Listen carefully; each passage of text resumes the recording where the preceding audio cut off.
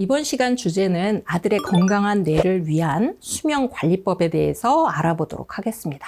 좀 고민하는 일이 있거나 좀 그래서 잠을 잘 못 주무신다, 좀 불면증이 있다 라고 하시면 아침에 어떠세요? 컨디션이 별로 안 좋거나 몸이 찌뿌두둥 하시고 그리고 기분도 별로 안 좋으실 거예요. 실제로 우리가 수면을 제대로 취하지 못하면 다음날 건강 상태에 바로 영향을 주는데요. 그건 우리 아들들한테도 똑같이 일어나는 문제이기도 합니다. 먼저 수면에 대해서 한번 살펴볼게요. 이 그래프가 바로 우리가 7시간, 8시간 정도 수면을 취한다 라고 했을 때 보이는 정상적인 그래프입니다. REM 수면이 있고 non-REM 수면이 있죠. REM 수면이라고 하는 건 Rapid Eye Movement라고 해갖고 자는 동안에 자는 사람을 이렇게 보세요. 눈꺼풀이 딱 이렇게 덮여져 있는데 눈이 막 돌아가는 게 보이시죠? 바로 안구가 움직이고 있는 수면이라고 해서 REM 수면이라고 이야기를 합니다. 이 수면 동안에는 꿈을 꾸기도 하고요. 그리고 전날 학습했던 내용들을 좀 정리하는 그런 수면이에요. 짧아요. 20분 정도 유지가 됩니다. 우리가 7시간, 8시간 잔다 그러면은 이 REM 수면이 4회에서 5회 정도가 발생을 하는데요. 이 REM 수면이 박탈되는 수면은 좀 제대로 잠을 못 잔 것 같은 기분이 들고 그리고 아침에 일어나면 개운하지 않은 느낌이 있죠. 그만큼 REM 수면이 상당히 중요하다는 거예요. 이것이 불규칙적으로 일어난다, 깊은 잠을 못 잔다 라고 하면은 질적으로 좋은 수면을 취하지 못했다라고 볼 수가 있죠. 수면이 얼마나 중요하고 좋은지에 대해서 많은 연구자들이 결과를 내놓고 있는데요. 대표적인 연구가 일본의 토호쿠 대학의 뇌연구관리팀에서 내놓은 결과들입니다. 일본 청소년들 중에서 5살부터 18살 때까지 쭉 추적을 했는데 지금까지 나온 결과를 좀 말씀을 드리면 유아기 때 10시간씩 충분히 잠을 취한 이 유아들 같은 경우엔 그렇지 않은 집단의 아이들에 비해서 해마가 10% 이상이 큰 것이 발견됐습니다.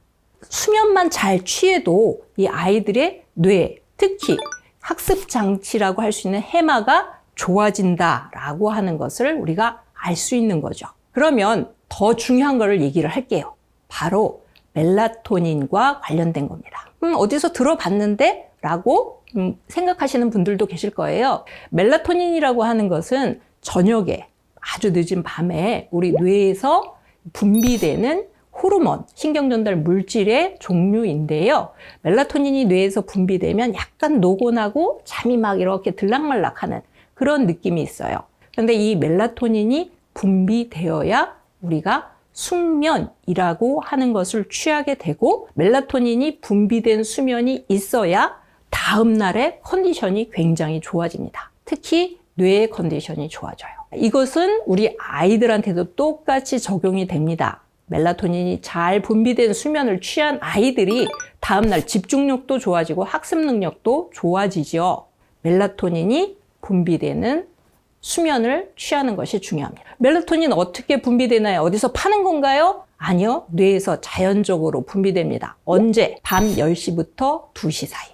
이 시간에 잠을 든 아이들 같은 경우에 멜라토닌이 뇌에 충분히 분비가 된 수면을 취하게 됩니다. 단 청소년기가 되면 이게 2시간 정도 뒤로 물러나요. 그러니까 10시부터가 아니라 12시부터 분비되기 시작하죠. 청소년기가 되면 좀 자는 시간이 늦춰진다라고 생각하시면 될 것 같아요. 중요한 것은 멜라토닌이 굉장히 예민한 아이라는 겁니다. 얼마나 예민하냐면요. 빛이 있거나 소리가 있으면 멜라토닌이 분비되지 않아요. 자, 그러면 우리 아이들의 수면 공간이 어때야 될까요? 바로 캄캄하고 빛이 들어가지 않아야 되겠죠. 물론 아이들마다 밤이 들기 무서워요. 밤 되면 깜깜하면 불 끄면 무서워요. 그런 아이들이 있죠. 그러면 잠이 들기 전까지는 수면등을 잠깐 켜놓으시고 음악을 잔잔하게 틀어놓으시되 아이가 잠이 든 것을 확인하시면 이 수면등도 꺼주시고 음악도 꺼주시는 게 아이의 멜라토닌 분비에 도움이 됩니다. 우리 아이는 사실 드라마 보고 자야 돼서 그렇게 일찍 안 잡니다. 근데 그것도 수면 습관이에요. 9시 반부터 불 딱 끄고 누우면 자게 되어 있습니다. 그 습관을 들이는 데는 우리 습관 기간 3주. 기억나시죠? 3주 기간만 지나면 아이가 10시부터 2시에는 충분히 잘 수 있게끔 하는 수면 패턴이 만들어집니다. 이스라엘 텔아비브 대학교의 아비 사데 교수 연구팀에서 이런 연구를 했어요. 청소년들을 1시간 일찍 재우고 1시간 늦게 재우는 팀을 일주일 동안 수면 패턴을 형성을 한 거죠.